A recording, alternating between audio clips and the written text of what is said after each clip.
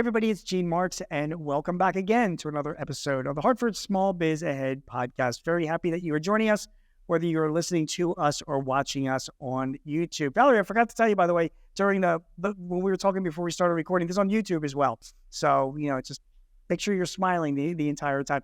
My guest is Valerie Tyson. Valerie is the CEO of Unrivaled Group, a marketing agency based in Austin, Texas. Right, Valerie? Welcome to the show. World headquarters in Austin, Texas, and we have team members across the country. Thanks for having us.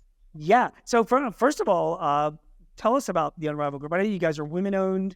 You're the CEO. Just give us a little history of the company and a little history of yourself, please. Yeah, female founded at 85% operated by women. One of probably a dozen or less female-led sports and entertainment agencies across the country. We are a full-service agency, so soup to nuts, everything from digital marketing, branding campaigns, PR, communications.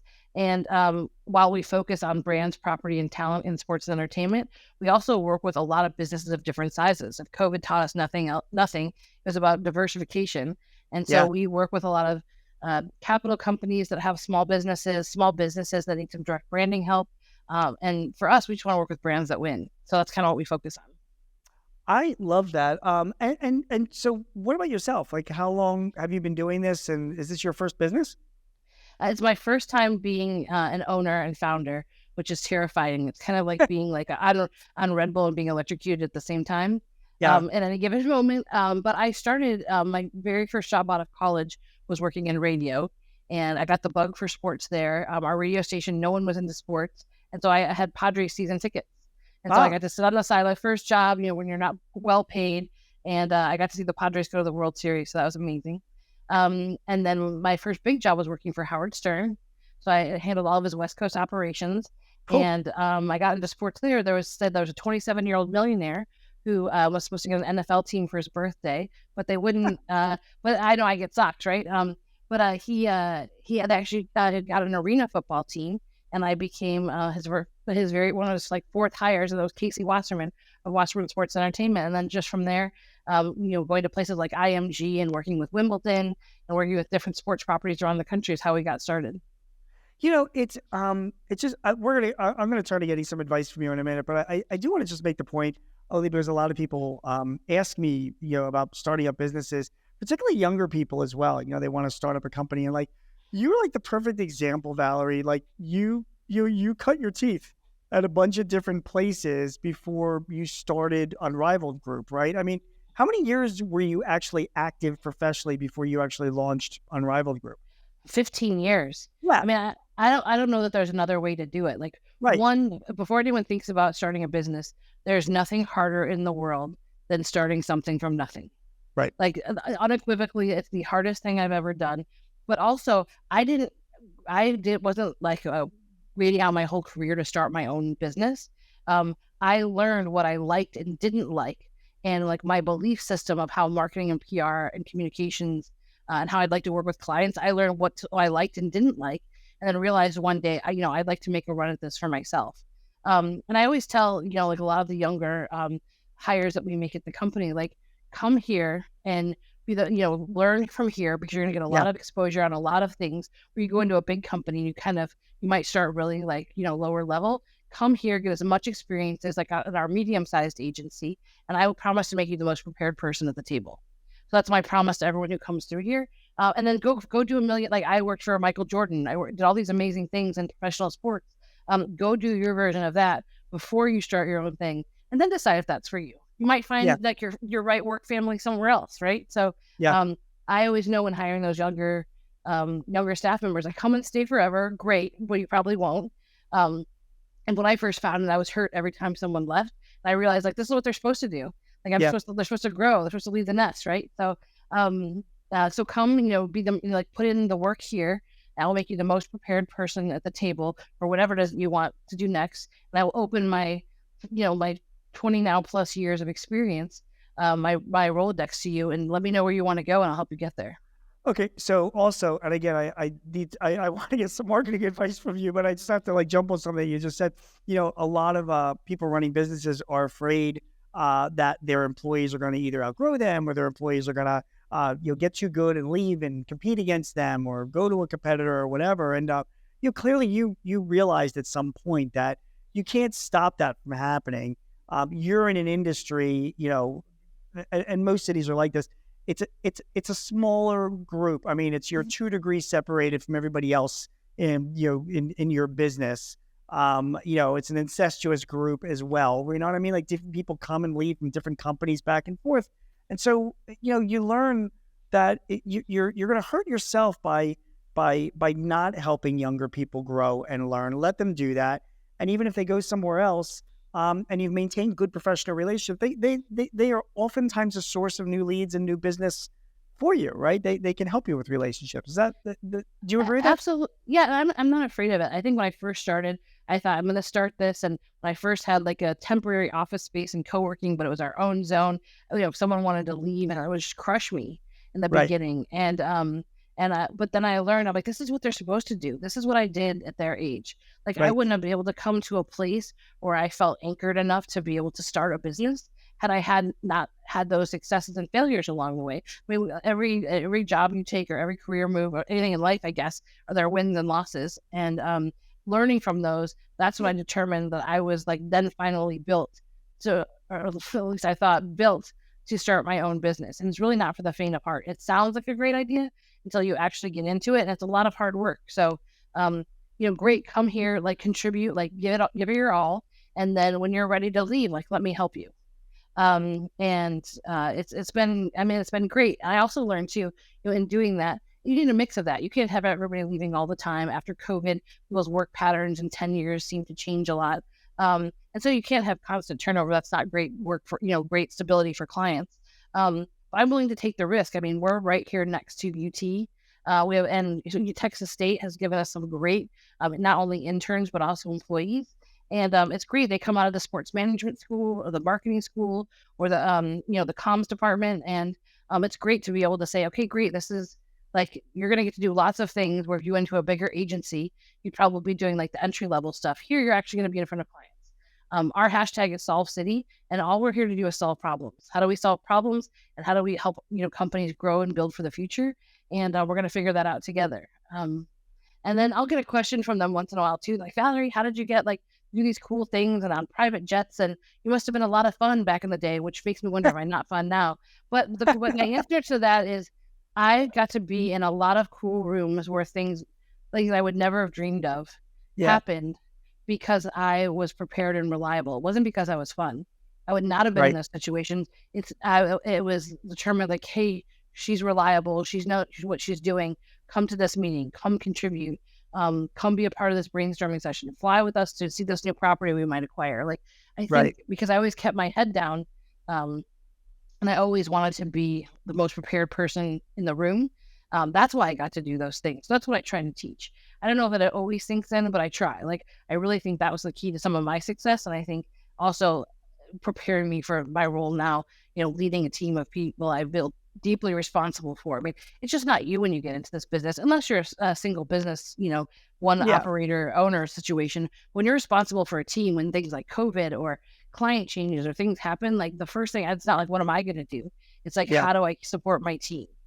And that's what you have to put first. And it's interesting. I've seen a lot of businesses come and go, and I always question, like, why me? Like, why did I make it and others didn't? And it's not a judgment on them at all. It's really me, like, introspectively saying, like, how did this happen? And I think it's grit and determination and maybe being a little bit crazy. But it's just trying to outwork someone, it's outworking others. Okay, so you're in the field of marketing and branding. That's what your company does on behalf of your clients. You are out all the time looking. We're talking about building a team, having the right people working for you. You're trying to find people that are not only doers and are reliable and have the right attitude and all. Good luck with that, right? Finding those kinds of people. But also, you're also looking for people that have got that you can at least mold or have some kind of talent in the area of marketing and branding, right? So that they can best serve your clients. So am I. I mean, I'm not in your business. I run a technology consulting firm, but I'm constantly looking for good, marketing people that can help me, brand my company or with campaigns or getting the word out about my company and spreading awareness. who do you, what skill sets do you look for in people when you're looking to hire? And what should I be looking for? Well, I think there's kind of two things there. I think there's one, you definitely want someone who's like, you don't want to hire someone to do public relations who's in school to like learn about philosophy, right? Like they don't know, like when you use buzzwords and things or tools, you want there to be a baseline knowledge. But actually what I've learned, that a lot of these students are coming out not prepared. Yeah. Like, hey, can you write a creative brief about this, which is kind of basic to marketing? And they're like, oh, I missed that day, or I didn't learn about that. By the way, that's a whole other conversation. Right. It's not a knock. And so if there's it depends, like different levels. Like we have seasoned people who've been in the sports and entertainment industry. We're a medium-sized agency, so if they seem to pick up in the same language and know the same people and prepare decks, like decks are a huge thing in marketing, all these presentations we make week to week. If they get that, that's great. But if it's someone coming in kind of fresh out of college, there's also like, are they like character is really important. Like you can teach a lot of these PR and marketing skills, but if they're going to be a bad teammate, you can't change that. And something else I've had to learn with that is you cannot, you can't coach effort. So it has to look like someone who not only is a good teammate, but who has self-driven to be successful and is motivated, because it's really, and I can't judge people on effort. I can talk about what they've achieved, but measuring effort is hard. And to use a sports analogy, like what I look for is I need to have I need to field a floor of point guards. Point guards can see the entire court. I want everyone here to feel like they're a marketer. And so when they come here or when they leave here, especially when they leave here, they should be able to sit in a meeting. And so if someone talks about a website build, they understand and can participate. They don't know how to code a website as a marketer, but they at least know what people are talking about. If we're talking about design or cost per click, like they can sit in a room and still field and be knowledgeable and support wherever they go next. And being coachable, like there's nothing more important to me than being coachable. If you think that you know everything and that you don't need to learn any more or don't need any coaching or any feedback, that's probably not the right person for at least our team. So being obviously having baseline knowledge for entry level, but also just being coachable. I mean, you can't. I also tell people, like, I came from working on the team side. Every day I wake up, even though I didn't play at the pro sports level, I wake up every day thinking about how we run through the tape every day for our clients. How do we solve problems? How are we successful? And that's hard to teach. And I learned that from being in a team. I worked for the Charlotte Hornets, where Michael Jordan owned the team. I worked for the greatest player to ever play the game. And one of my coworkers now, who I later hired, I was pushing bobbleheads to the front door. It wasn't even my job. I'm pushing bobbleheads to the front door. And he came along and pushed the box with me. Like everyone just helped each other. We weren't on the court, but we were built the experience around the court. And I try to recreate that here. I don't always win because you have to go and have that experience. Like to our earlier point, you have to go out and see the world and bring back new perspectives. But that's the kind of environment I shoot for, is that everyone is good teammates. We all have each other's backs. We do what it takes to win. We care about each other and our clients. We care about each other first, being good teammates. And we put our clients first, their efforts above ours every day. Okay, your agency, you focus on sports, entertainment, but obviously you want diversification. You're focusing on small mid-sized companies as well. So like Valerie, I do a lot of speaking to a lot of industry associations around the country, and these are like the most boring, unsexy places you could even imagine. It's like gasket fabricators and corrugated container manufacturers and metal fabricating, manufacturers, like not exactly Michael Jordan or Howard Stern, but they're like the backbone of America. I mean, these are like rooms filled with people running businesses that are supplying the core materials and services that are running this company, but they're not exciting, are those companies good clients for a marketing agency like yourself? And if you were like representing, a mid-sized company that manufactures gaskets, you're not representing, a Hall of Famer NBA star, it's a gasket manufacturer, what kind of things could a marketing agency like yours do for a company like that? We don't approach clients. So we have a lot of clients that aren't that aren't on the world stage. We have one of the largest sod farms in America as a client. Okay. And when they have products that can test your lawn, and they were for the first people to step up when I opened this business and said, we want to be your first clients. And so then through COVID, when sports shut down, those clients went away. The ones who stuck with us were the exact type of businesses that you were talking about. And they said, if we have money, you have money. Good. And so like that loyalty, so they could go and make, they could go and make riches tomorrow and change business, and I would still be with them, because for me, making this choice was also about working with and for people that I appreciate and I want to see win. And so for us, it's no different. It's the same. We have a way we go to business. We build a strategic map of a business's goals, whether you're an NBA team, a WNBA team, a pro golfer, or a widget maker, whatever that might be, like a pipe fitter. What are your goals? Here's my revenue goal. Here's how many installations or widgets I need to make. And then everything else is like a tactic. So what I don't like is when a client comes to us and says, marketing doesn't work, because there's always a roadblock there. So if you're open, if you think marketing is going to help you grow your business, and all I care about is driving business performance. So whether you're a widget maker or you are an NBA team, it's about business performance and whatever metrics are important to you. So what are you trying to do? So if you already have a block for marketing, it's never going to work. And they're like, we don't believe marketing's work, but we'll give you a try. That's a clear sign that that's going to be a short-term client, when all of our clients are a minimum of 2 to 3 years, minimum. And so I already know that's going to be a failure. So being open to the process, if a business comes to me, a small business, and they're not used to marketing, being open to what we're saying is, here's like some of our expert advice. I know you have this set of beliefs, but let's try this. We build it in a strategic map. Some clients, we don't do a lot of project work. We're on retainer because we want to see marketing end to end. And it's not for us like a land grab of cash. It's, you think, someone will call us, we have a problem with Twitter. Well, your problem is not Twitter, that's a tactic. There's something wrong in your strategies and goals, and Twitter's not the problem. There's something else going on. And so we like to be able to look at it end to end. And to my board's chagrin, even when we aren't paid to look at it end to end, I still have to look at it end to end and put time in, because what they're saying might not be the problem. Right. And then sometimes, whether that's B2B and B2C, we work in both categories, at a bunch of different verticals, and we go to market the same way. We deliver the plan, and then we're like, okay, great, here's the plan. If we get hit by a bus, you could take this in-house and do this. Right. But you really need our expertise then to execute those tactics and manage them for you, or work as your in-house team or with your in-house team to be able to take those things you're doing and either like course correct or amplify them and make them better.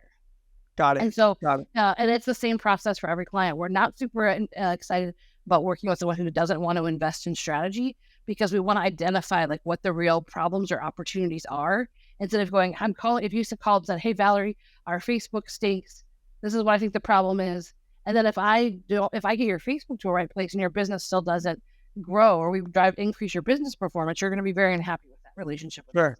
So let's go through a quick strategic plan and figure out what the opportunities are, the gaps that you have. Maybe you're doing things that you shouldn't be doing, or maybe you're doing too many things. Right. Could you do less and be more successful? So it's kind of the same assessment and process.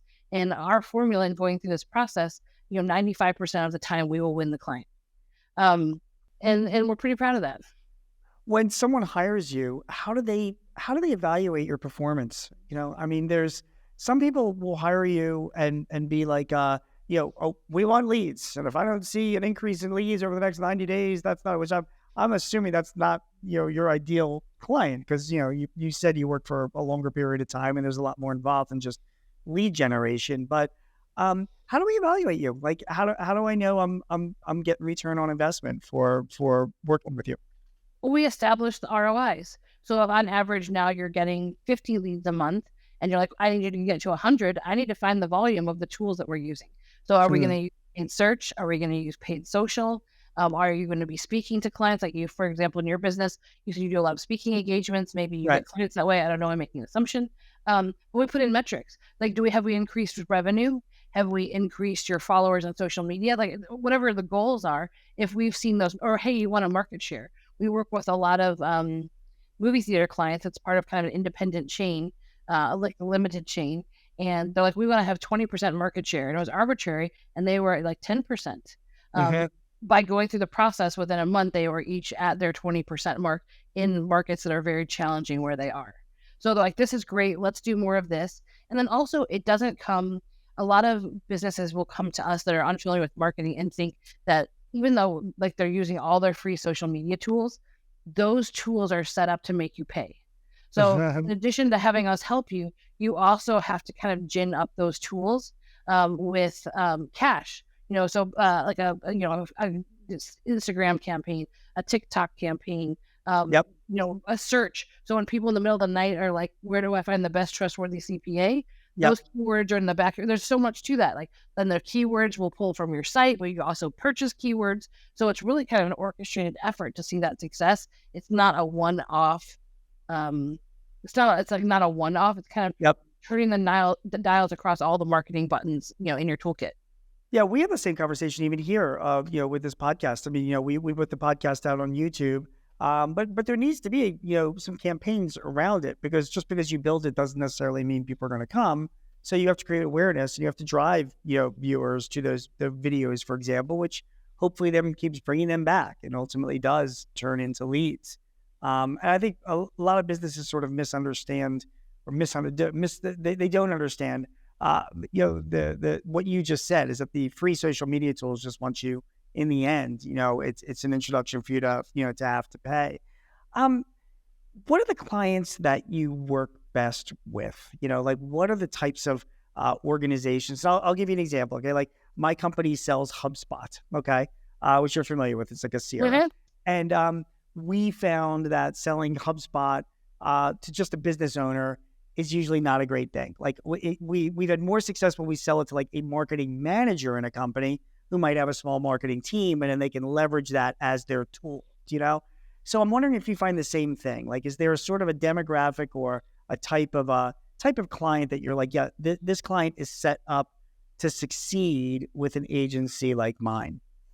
It's always great to have an internal partner on that marketing side, or they let us under the hood and let us act as that partner. So, as part of our services, we have a client service team, and all those client service managers are marketing experts. So it's not just someone who takes notes and, does things like that. They actually are a strategist at the top of that piece of business. And so sometimes they plug in as a marketing manager. We have a social media specialist. We have an email team. We have a paid team, a design team. And it's, first of all, that client being vulnerable enough to say, like, here's what I don't know. Here's what's working, or either let us come in and partner with them. Every week we have a call. We go through metrics. We go through all the areas we're engaged. We report on the success of those. And then we're like, here's some things we saw that didn't go so well. How do we address those? Because if we can get all boats to rise, we'll have more success. So it's plugging in as part of that team, and then having the owners be open to, or the leaders of the company that we're working with, be open to suggestions. Again, like I always know it's going to go south when a client presents well, and then we have a conversation, they're all in. But the first thing you start making recommendations, like, tried that, didn't work.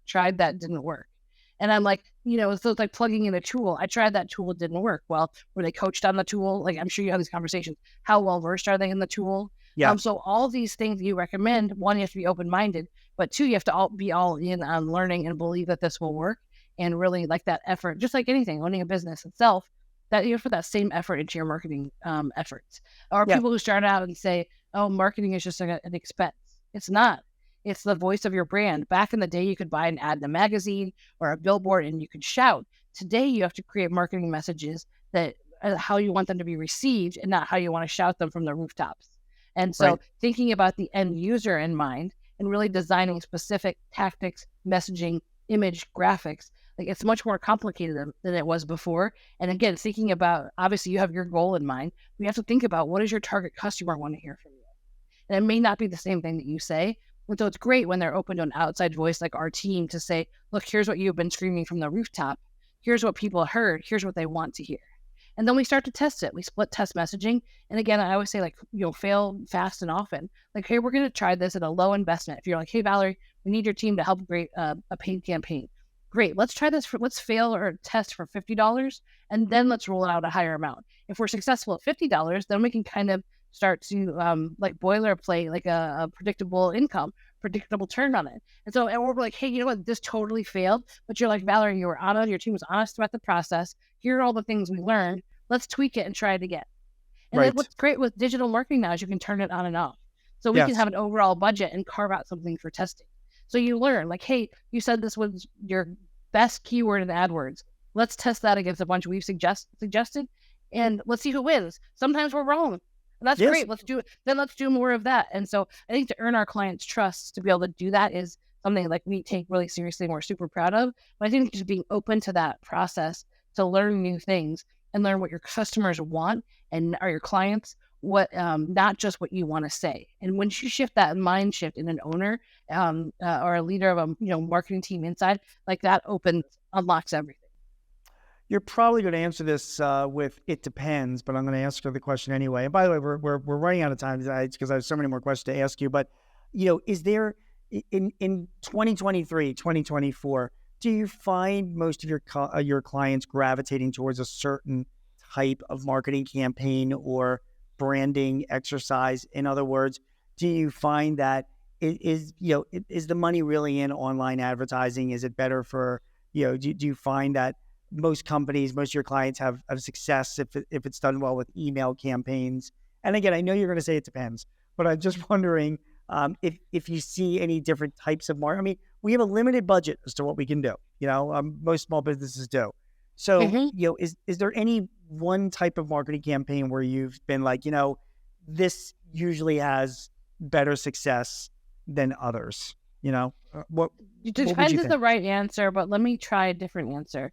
I think if you have a limited budget, you pick a lane and stick to it, and then you do everything else that you can free.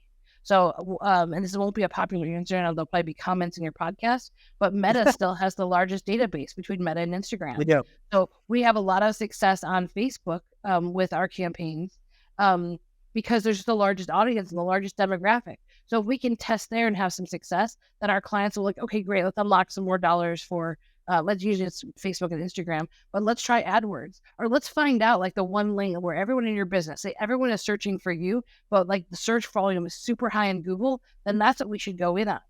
And then there's free things like, great, let's fix your website then to make sure that it matches the keywords we have in AdWords.